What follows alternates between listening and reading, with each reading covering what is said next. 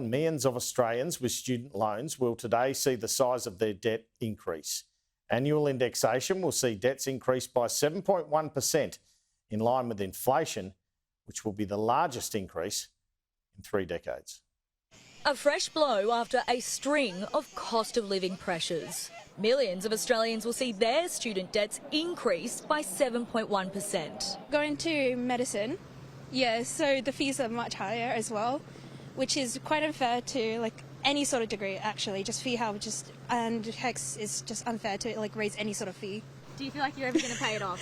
No, absolutely not. Especially with the increases, I think it's probably a bit ridiculous. And I just don't think it's ever going to get paid off, to be honest. Hopefully the film works out, film degree, and I'm a big producer and don't have to worry about money. So the indexation applies to debts from June 1 and is designed to bring the amount owed in line with inflation. So basically they do indexation in order to keep the real money, that is the purchasing power of that money, the same. It means for someone with the average loan of $24,770, their debt will increase by more than $1,750. It is going to be a shock to the households, meaning that they are going to use larger percentage of their disposable income to settle their loans or their debts. In terms of how much you actually repay, it depends on how much your income is. For every year you're earning below $48,000, no repayment is required. If you're earning $100,000, you have to repay 7% of your total balance. And if you're earning $142,000 or above, you must repay 10%. The opposition says the impact will be crippling and is urging the federal government to take urgent action. I am calling on the government to consider options to help students pay down the debt. The Education Minister, Jason Clare, has been missing in action on this critical issue at a critical time for so many Australians feeling cost of living pressures, and it is time the government stepped up. The federal crossbench has also been calling for the government to immediately intervene and freeze HECS debts, arguing the loan system is no longer fit for purpose. Lauren Forbes, Sky News. Well, a short time ago, I spoke with the Education Minister Jason Clare, where I began by asking him about this push from the Greens and Teal Independents to end the indexation of HECS debt, and whether that's something he'd be willing to look at. Getting a degree costs money, but it's valuable. Andrew, for somebody who has a university degree, their average income's about $100,000 a year. The average income of somebody whose last year of education is year 12 is about $70,000 a year. So there's a difference there of about $30,000 every year. The average HECS debt in Australia today is about $24,000. This is a difference in earning capacity of $30,000 a year. Okay.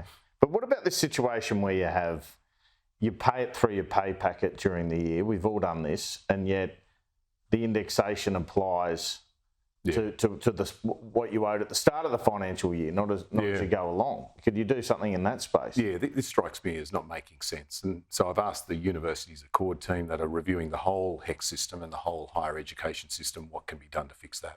Now, I wanted to ask you about cost of living, the biggest issue in the community at the moment. You're in an electorate where people are probably doing it pretty tough.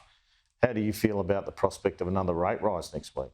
I think anybody with a mortgage would be worried about that. Obviously, this is a matter for the Reserve Bank and they're independent. But the impact of inflation hits everybody. Whether you've got a mortgage or not, you see it at the supermarket, you see it in your bills, you see it in your rent, you see it in childcare as well. That's one of the reasons why, come 1st of July, the big changes we're making to cut the cost of childcare are so important. Apart from the mortgage or rent, one of the biggest bills that people pay is childcare. If you've got a young child in care, it can cost you thousands and thousands of dollars. The changes we make on the 1st of July will mean that if you're on an average, a combined income of $120,000, it'll cut the cost of childcare by $1,700, and that's real money that'll make a big difference for a lot of people. All right, what about the government's wages push though? Because even Philip Lowe said again, without productivity, that can be a problem for inflation. Could that send us into some sort of vicious circle here? I think that the Treasurer's made this point a couple of times. It's not wages that are causing the problem with inflation. Not at the moment, but they could. Well, we've got the wage case coming down tomorrow. We said in the election campaign last year, and we've been consistent right through this year, we don't want people on the lowest wages in Australia, the people that, have to scramble for every coin in their car every day, to be worse off. And so we'll wait and see what that decision is tomorrow. But people on the minimum wage being paid too much is not the reason we've got a challenge with inflation in this country at the moment. Well, I wanted to ask you about the voice. How do you view the significance of it going through the lower house this week? I think it's a big deal. This is the first time Australians will get a chance to shape and change their constitution in over 20 years. The fact that the Libs have decided to go against this and the Nats makes this harder, but not impossible. I've still got faith in the goodness of the Australian people to find in their hearts to make this change. If you're somebody who thinks that Australia didn't start 250 odd years ago, but we've got a history that's 60,000 years long, and that we should recognise this in the Constitution, I think you'll vote yes. What do you think of the direction Peter Dutton's taken on this? Some of his language. It's not helpful. It's unfortunate. This is a moment, I still hope, to bring the country together. You sound like you're more concerned now, though, that the opposition's opposing it. I've said this in interviews over the past couple of months. Since the decision to oppose it, it makes it harder. It doesn't make it impossible. Politicians won't decide this. The Australian people will. I have to say, after your efforts in the last campaign, I think the government should be deploying you as a salesperson for the Voice. Do you think you'll play a role in the campaign? I think all members of the government will. I'll be at my local school, at polling booths, handing out, encouraging people to vote yes, communicating the message to my local community, doing whatever I can to tell the story about why this is a good and modest change, one that simply says, let's recognise our history, let's put our history in our founding document, and let's do something that can help to change the lives of our fellow Aussies. I wanted to ask you about this call that you made for a national approach on phones in school.